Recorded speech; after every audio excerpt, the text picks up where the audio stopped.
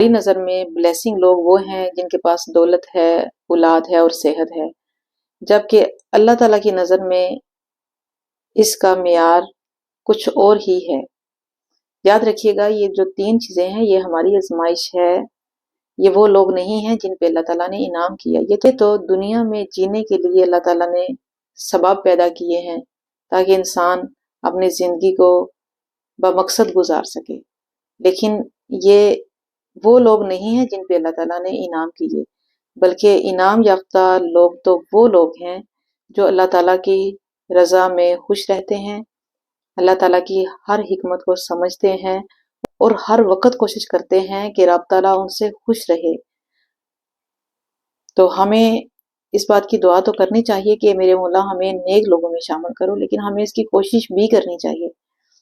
ہمیں اپنے عقل کو استعمال کرنا چاہیے، اللہ تعالیٰ کی حکمت کو سمجھنا چاہیے۔ دنیا میں موجود ہر ایک چیز رب تعالیٰ کے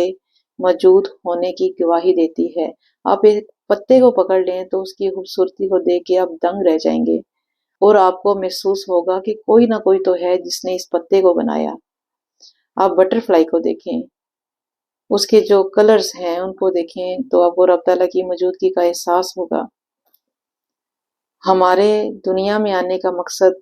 کوئی نہ کوئی ہے، ہم دنیا میں بیکار پیدا نہیں ہوئے، کوشش کرنی چاہیے کہ ہم اپنے مقصد کو حاصل کریں، ورنہ ٹائم تو گزر رہا ہے اور ایک دن گزر جائے گا،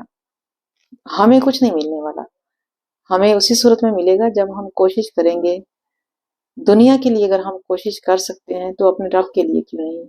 میں یہ سمجھتی ہوں کہ جو انسان اپنے رب تعالیٰ کی رضا میں راضی ہونا سیکھ لیتا ہے وہ زندگی میں کبھی مایوس بھی نہیں ہوتا اور کبھی پریشان بھی نہیں ہوتا،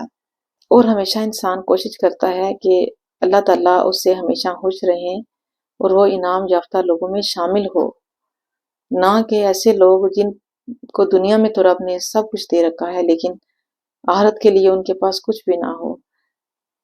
ڈریں اس وقت سے، اللہ تعالیٰ کو یاد کیا کریں، یہ بہت قیمتی ٹائم ہے جو ہم ضائع کر رہے ہیں، یہ واپس نہیں آئے گا، ٹائم ہمارے اختیار میں نہیں۔